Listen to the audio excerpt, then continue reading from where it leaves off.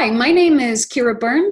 I am the co-CEO of Green Our Planet, a nonprofit conservation organization located in Las Vegas, Nevada. And this is Compassionate Las Vegas, the podcast. Welcome to Compassionate Las Vegas, the podcast where we highlight the strength of our city, the spirit of our people, and share your stories of compassion. Ciara, thank you so much for joining the podcast today.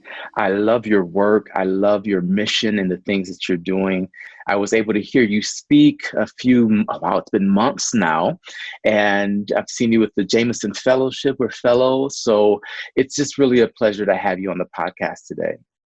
I appreciate it. Thank you so much, Will. Absolutely. So my first question, it's the hardest one, I promise. And it's what I ask every guest. I put in a lot of thought and really tried to make something profound and deep and amazing. And it's simply this: who are you and how do you define compassion? Wow, that is a very deep, profound question. Who am I? Oh, Lord. Okay. I feel like my idea about who I am and who people are in general is very connected to when do they feel alive most. So I feel alive most when I'm outside connected to nature. I feel alive when I'm in the garden with students. I feel alive when I'm helping people get access to fresh food. So I know that I am someone who believes that if I connect people to the planet, it will help feed their mind, bodies, and souls. So that's who I am. And it connects to compassion because I truly believe that happiness is directly connected to health. And so it's difficult to be happy. It's difficult to be joyful if you don't have your health, if you're not healthy. And when I talk about health, I'm talking about health in a broader sense. I'm talking about a healthy mind and feeling, peace of mind.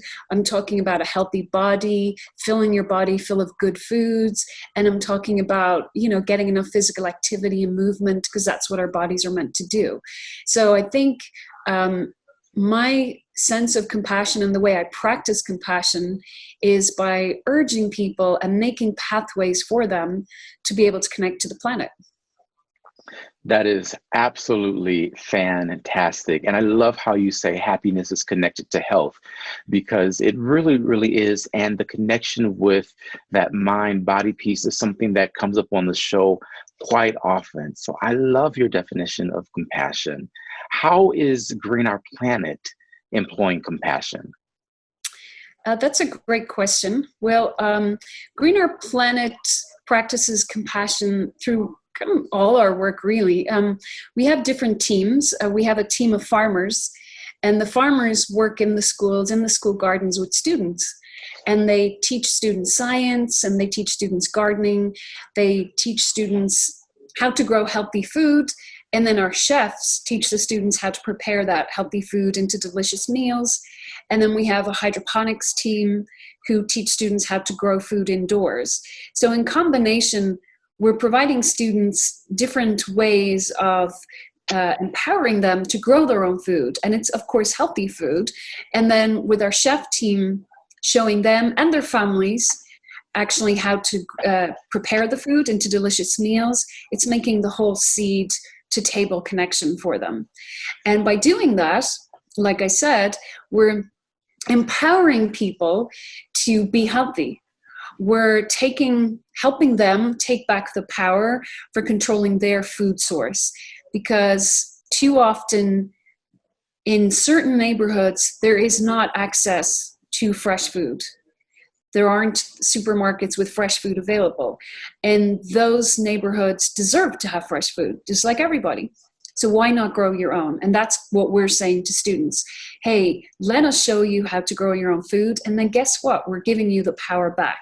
We're taking it back from the corporations. Yeah, that's beautiful. And you know what? We skipped ahead a little bit because we didn't even talk about what Green Our Planet is. So can you give us a quick overview of what it is you do, how you got started, and the things that you're doing now? Oh, of course. So Kim McQuarrie, our co-CEO and my partner in business and life, we started Greener Planet in 2013 here in Southern Nevada. And Kim actually, he grew up in Las Vegas, went to Robert E. Lake Elementary or middle school and Valley High School. And he never had access to a school garden, but he was super interested in nature and the environment. He ended up being a biologist, anthropologist. And so when we came back to Las Vegas in 2013, we decided to start Greener Planet and to help schools get outdoor gardens going in their schools so students could learn science in a way that's engaging and fun and learn about health at the same time and be outside. Because, you know, if school is joyful, every student will go to school. That's so true. Yeah, nobody's going to skip school if it's a blast, right? So we're of the mind that school should be a blast. Learning should be really fun. And so there's no better way to make learning fun than having kids, you know, plant food, grow the food, run the composting system, run farmers markets. All of that stuff is just so much fun. And do the chef demos, cook the food, and so on.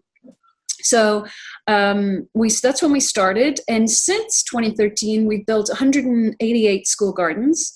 We're impacting over 140,000 students. And that makes us one of the largest school garden programs in the United States, which is kind of funny, right? Because we are in the middle of the Mojave Desert, you know, just off the Las Vegas Strip. We're probably the last place that anybody would expect one of the largest school garden programs to be. So we like that. We're surprised. I think Las Vegas tends to surprise people in many ways. And this is just one other way that we are surprising people.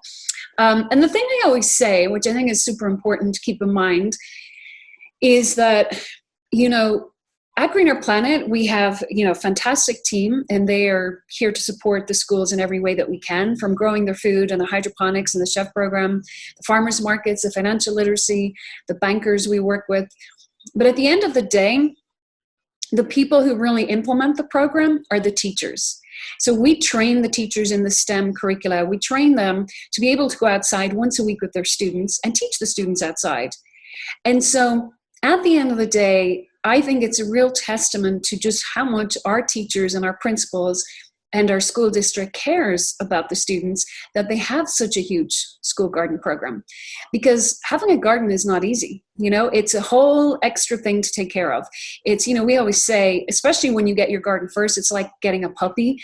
You know, you go through those really difficult months of training the puppy, and it's the same with the garden.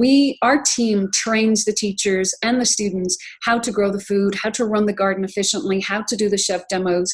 But that takes a while. It takes extra effort from the teachers. It takes extra effort and accommodation from the principals. And yet here they are. They all want to do it. And in fact, our Superintendent Ciara, said he wants a garden at every school in the school district. So again, that's amazing. Yeah. And that's a testament to him and his team that they are so committed to the garden program. Wow. So every school, the goal is to have every school have a garden in the middle of the desert. Yeah, that's exactly. That is such a Vegas thing. Yeah, it's such a Vegas thing. So we have, like I said, 188. So we're almost at 200. So we'll have 150 schools more to go. Wow. So you're at almost 200 schools. And how is this even happening? How did it get started? Who said, yes, let's do this? Who said, yes, let's do this? Well, I think Kim and myself said, yes, let's do this. I remember in 2013 thinking it would be a really audacious goal to get the program in 50 schools. I just thought, wow, 50 is crazy. I don't know if we can really do 50, but we'll try. And we blasted through 50, and now we're hitting 200. So we also work with schools beyond Nevada. We do our hydroponics program, New York. We work with a community in Veneti, Alaska, 70 miles north of the Arctic Circle. We work in Montana, Arkansas, Florida. So St. Louis. So we work with teachers all across the country with our hydroponics program. That's beautiful. Now, talk a little bit about hydroponics, because that is one of those innovative things that I think we've heard the word, but may not really understand what it is. So what is the difference between the traditional garden and the hydroponics? Oh, yeah, great question. So hydroponics is the art of growing food inside, first of all, and you control all the systems. So, for example, you control instead of sunlight, you use light inside. You don't use soil, so it's a way of growing food without soil. And essentially what it is, there's various kinds of systems, but the goal is to dip roots in nutrient-rich water. So however that water actually goes by the roots, whether it's aeroponically or aquaponically or hydroponically, just that action of the water with the nutrient solution passing by the roots allows the plants to grow. So that's what hydroponics is. Our program is for K through 5, and the curriculum in each grade level, the students build different systems. So in K, they're building a very simple crack key system, while like in grade 3, they're building a nutrient film technique, which is using gravity to allow the water to move past the roots. In grade 4, they're using aeroponics. And then grade 5, we have large scale commercial grade systems so that the 5th graders can actually grow enough food to have farmers markets. So they're growing like hundreds of heads of lettuce or whatever it is they're growing, herbs and so on, and they get to sell those. So that's what hydroponics is. What's great about hydroponics are many things. Number one, you can grow food all year round. So if you have a garden right now, you might have noticed that you can't grow lettuces, right? Because it's getting too hot. You're not going to be able to grow tomatoes after, once June hits. However, in your hydroponic system, where we actually are growing a lot of food hydroponically right now in our various homes, and we're growing, kale, all the winter greens, kale and herbs and basil and tomatoes and all those things. We're growing them right now because it doesn't matter about the weather. We're indoors. The second thing is the hydroponics uses 80 to 90% less water than traditional agriculture, because if you're using a drip irrigation outside in your garden, the water comes out of the hole and then it disappears. However, in hydroponics, we're constantly recycling the water. The third thing is we're controlling the light. So outside, you have 10 to 12 hours of light every day. Depending on where your garden is situated, maybe you're getting 6 to 8 hours of sunlight. However, in our hydroponic system here in our house, we have 18 hours of sunlight. We just put the lights on the plants. And so we're harvesting vegetables every 3 weeks. So it's growing almost twice as fast because we're controlling the sunlight. So hydroponics, in essence, is the future of farming. That doesn't mean that traditional agriculture is going to go away. However, as the population on the planet increases to over 9 billion, we actually don't have enough land to feed that number of people. And so we're going to have to revert to hydroponics. And the good thing is the students in Southern Nevada will be ready. And they will be very employable because they'll have been trained how to grow the food hydroponically. So this is bigger than just kids playing in the dirt on recess. This is something that creates businesses, that creates future entrepreneurs. This is something that really helps kids to think creatively and into the future in a sustainable way is what I'm hearing. Absolutely. Yeah. So essentially what we're doing is we're connecting students to nature and showing them, guess what? You can make your livelihood out of harnessing nature, growing food. You can become healthier by being connected to the planet mentally and physically. And you can feed your family and your community by being being connected to the planet, whether it's managing nature in your hydroponic system inside or growing food outside. I have teachers and principals and administrators that listen to this podcast. And right now they're saying, okay, how do I get this to my school? So don't keep them waiting. How do they connect with you? Awesome. So it's very easy. Essentially, you go to our website, greenourplanet.org, and you click on the link there. It says apply for a garden. Click on that. And you can also click, when you open that, a form comes up and you can click on hydroponics, pollinator gardens, chef program, whatever it is you're interested in, and then we'll be in touch. Awesome. Thank you for that. I am sitting here thrilled because we'll go into my life for a moment here. I have a garden outside that doesn't grow. And my husband has a garden in his office that does. His is the hydroponic. So Oh, wow. it's a bit different. And I'm like, I don't know how to do all of this stuff, but it's really, really fun. And you're absolutely right. It grows much more quickly and all times of the year. So I'm glad that this is something available to our students here.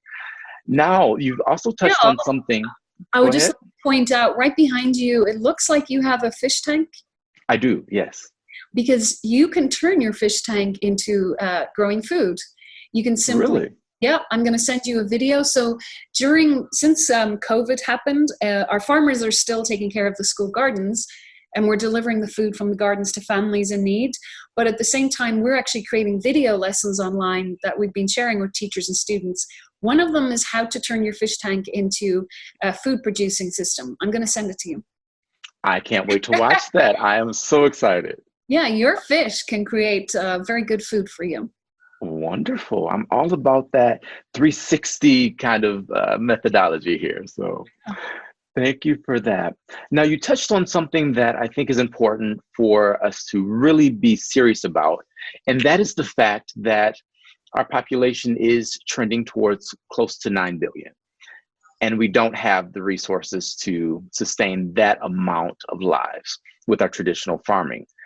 How is it that this concept can revolutionize how we produce food and really fix some of those inequities that we're seeing in the system? In Vegas, there are miles and miles of homes that don't have access to fresh vegetables and fruits in a grocery store. Is this something that can help solve that problem? And if so, how? Yes, I believe that hydroponics and outdoor gardening can both play a role in helping solve some of the inequities that we see with regard to access to fresh food. There are so many communities, like we work with so many schools that are in food deserts. And a food desert is where a school or your home is more than 2 miles away from fresh food, meaning a supermarket. So we work with schools where there are no supermarkets for 5 miles, 6 miles. And so when you consider that not everybody in Las Vegas has a car, how do we expect these people to, and these communities to actually get their fresh food? They don't. And so if they have access to outdoor space where they can grow food, or if they have enough food or enough space indoors where they can actually build hydroponic system, they can grow their own food. And it's very possible. Right now online, if you go online, you can buy hydroponic systems, and some are better than others. We've tested nearly all of them. And what's interesting is, and what we've been doing over the last few weeks since the COVID and the school closures, is we've been teaching students how to build their own hydroponic system. Because all you need are pipes and water and nutrient solution and the seeds, and then you can grow your own food indoors. It's not super complicated. So if you go to our website and you click on Virtual Academy, you'll see there's tons. You can click on hydroponics.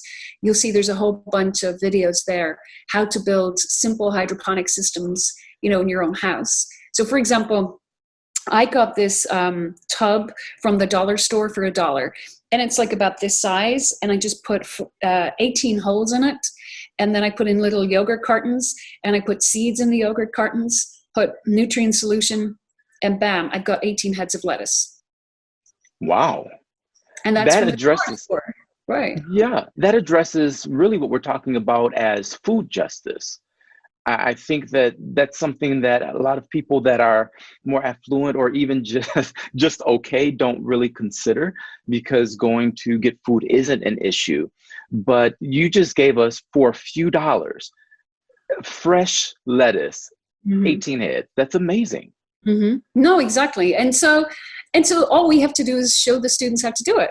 Right. And once we show them, then they can do it. No problem. And they love anything where you're building things and doing hands-on. They really love that. And they can experiment. They can maybe try grow. We've only so far grown lettuce in that system, but I don't see why you couldn't grow tomatoes, green onions, try carrots, but we can certainly experiment. But certainly greens and herbs you could grow. And you know how expensive herbs are? It's crazy, right? Yes. $3 or $4 and you get this tiny little packet of herbs. So you can, grow your basil in your yogurt cup, and you keep harvesting it, and it just keeps on giving. You just keep harvesting, make your pesto, and keep on harvesting. Cilantro, same thing, so so it's possible for all of us. And I think at the heart of why I do what I do is I'm extremely passionate about food justice. I know, I think it's so interesting being a human, right?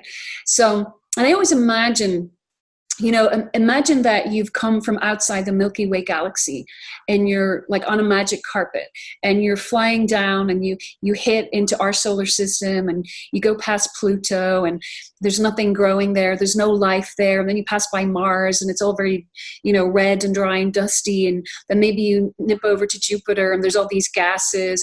And then finally you hit planet Earth, and this planet Earth is just exploding with life and animals and humans and trees and the rainforest. And, there's so much life on our planet. And this life, the plant life harnesses the power of the sun through their leaves. And then they give us that energy, right? By eating the plants, we're ingesting sunlight. And that's how we operate. We're all operating on sunlight. Even if you eat a burger, that's one of the lessons we do. If you eat a burger, you're eating sunlight. And why is that? Because the cows ate grass, and then we, killed the cows to make the burger. But essentially, at the essence of the burger is grass and sunlight. And so, as this alien on the carpet coming into planet Earth, this alien has got to be amazed at how tremendously rich and amazing our planet is. And it's connecting people to that magic and understanding that the life force on our planet is available for all of us, and that we have access to food. We just need to empower ourselves, right? And so that's what I'm really passionate about, connecting, because this food is so healthy, right? We just, building McDonald's in low-income neighborhoods makes me crazy. Why not build community gardens? Yeah, that's a great point. And I think that is something that should be on billboards, build community gardens, because it's healthier. And one of the things that I think personally, I won't say causes anxiety, I'll say slight discomfort. No, it actually is something I'm very serious about, is the fact that here in the United States, more people are dying from obesity, and you go across the seas and they're dying from starvation. So it's not that there's a lack of resource, a lack of food. It's a distribution and access issue. And I think food justice really, really speaks to that. Yeah, no, I agree with you. And that's a really good point, Will, about obesity. In many ways, when you look into obesity, it's connected to starvation in that, the food that you eat as a human and you might ingest and you end up being obese is not necessarily nutritionally dense. So you can eat a lot of food and you might feel full and sated, but it's not nutritionally dense food. So it's not giving you the vitamins and the minerals that your body needs to be healthy. And I think that, a lot of people might, see obese people and think, oh, they've got so much access to, food, but it doesn't mean that it's good food.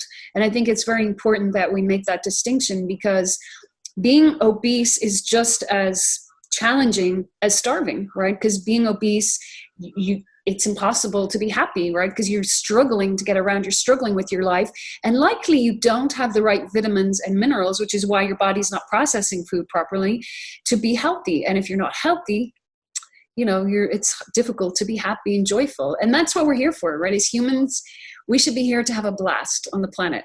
There's so much fun to be had, but it's not fun if you don't have access to fresh food. Yeah.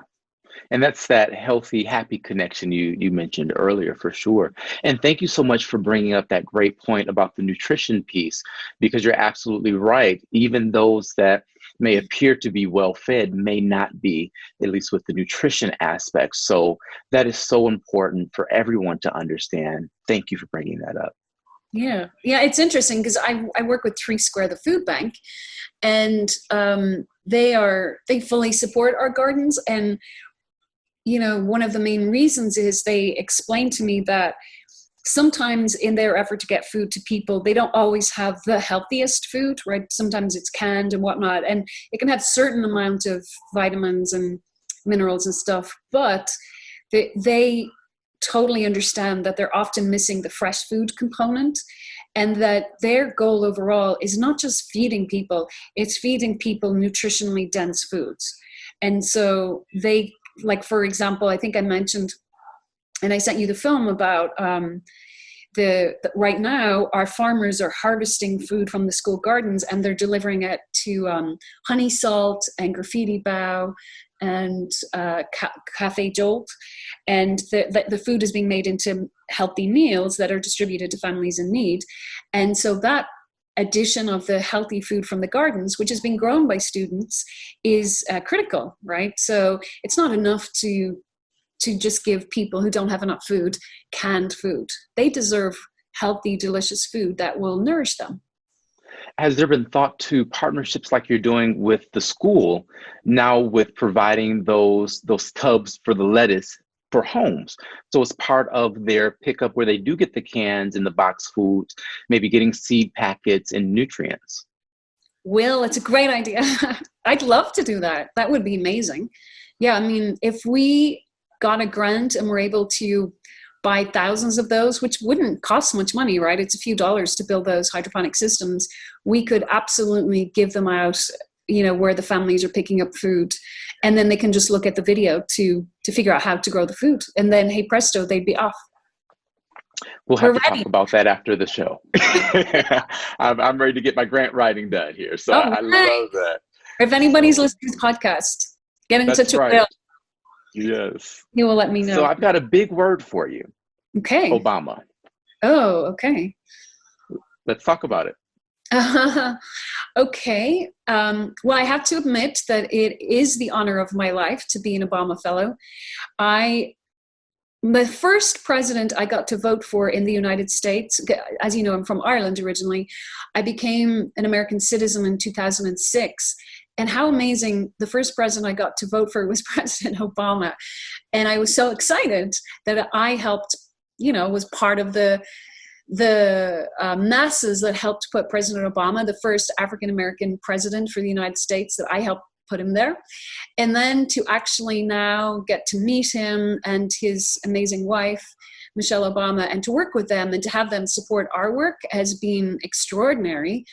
And we had a Zoom call with President Obama recently where, he's just so amazing, like so nice that he would even think, I better have a Zoom call with my fellows and give them a pep talk, with COVID happening.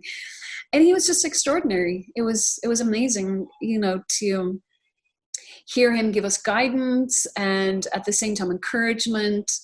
And, I'm excited. It was interesting. One of the things he said, which I'm really excited about, was, we talked about this idea that, when really big things like COVID and the pandemic happen, like the Great Depression or the Great Recession, there are moments in time when the whole system is shaken and where people get to see the real inequities, where we get to see who's really suffering. Like communities of color have much higher death rate, where, looking at who's working on the front lines, looking at who has access to healthcare, those things are really stark right now. And we're all hoping that the right people see that, right, and start to fix those systems.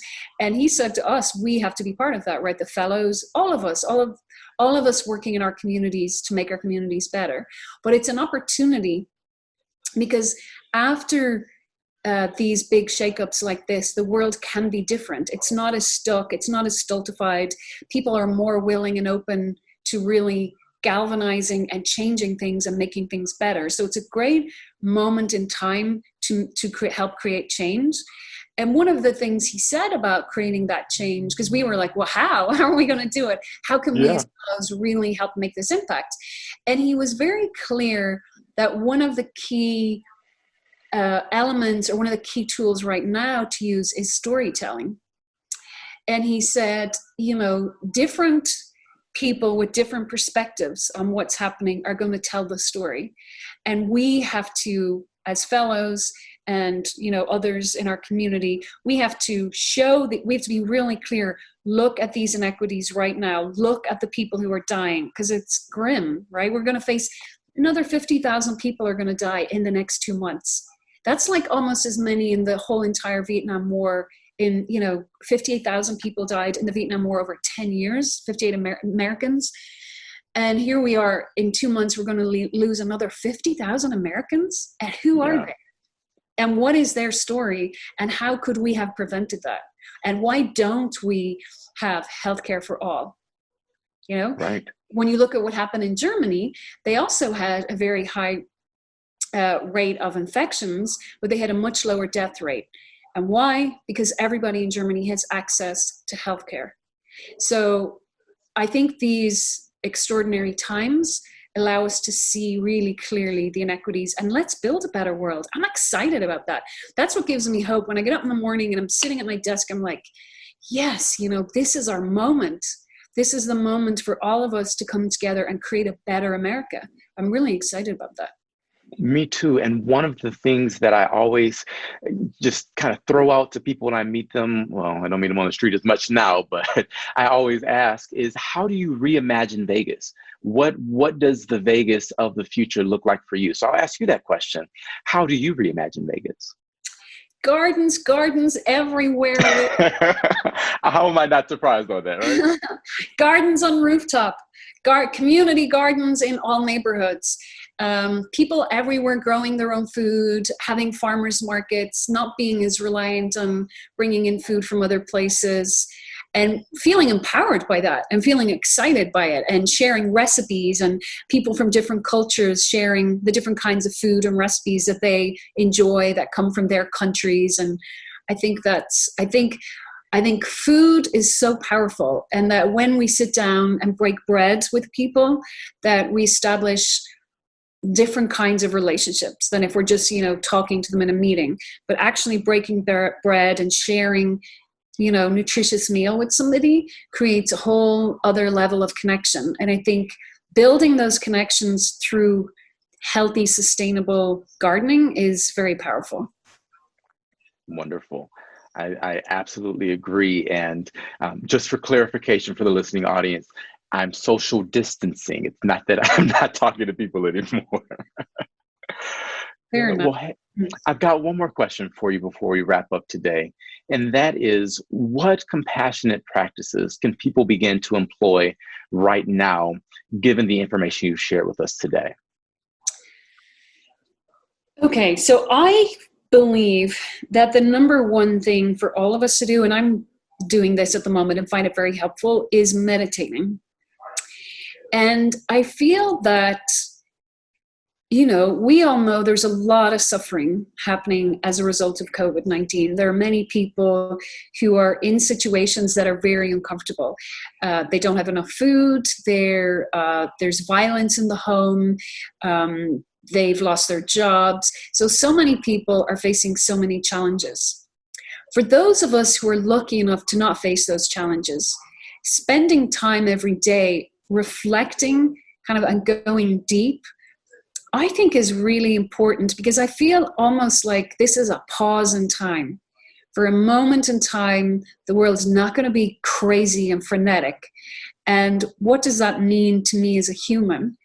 And also thinking, I personally feel frustrated. I'm not able to help more people who are struggling and suffering. And so I send them powerful, prayerful thoughts. And I'm with them for a few moments every day and in my heart. And I feel like if we all do that, I think that could be very powerful. And then also for ourselves, like healing ourselves, reflecting on what have we gained as a result of COVID, time with family, time to make healthy food, time to grow things, time to be with each other, and then what we've lost, and then just reflecting and making sure that we don't just blast through this moment in time without thinking. So I think reflection, meditation, journaling, I think all that stuff's very, very powerful right now. Absolutely. I think that's something that we can definitely carry with us, being with people in our hearts. I love how you put that, because of course, with the distance, it is hard for a lot of people, especially our kids right now, so used to being with their friends and they don't have those outlets, but knowing that they can hold those relationships in that space, in their heart and in their mind, I think is a great compassionate practice. So thank you for sharing that. Yeah, thank you. So you told us how to connect with your organization. How do people connect with you? Oh, that's easy. So it's my name, Ciara, Ciara, at greenourplanet.org. Perfect. Awesome. Yes. So if you guys have any questions, feel free to check the website first and then reach out to Ciara. So I want to thank you again for being on the show today. You are truly a light in this world, and the work that you are doing is so vital and so inspirational. Thank you for all that you've done in the past and that you will continue to do. Our planet truly will be more green, literally, because of your work, and you'll sustain our species for eons to come because of your work in this time. So thank you. Thank you, Will. It's been a pleasure. I've really enjoyed chatting with you. How does a school teach children about their food when most students in the US don't even know where their food comes from? And what about science, nutrition, and sustainability? What does the average school do to teach its students about things that are so important? What if there's a way to teach kids about their food while getting them outside and having fun? At Green Our Planet, that's exactly what we do.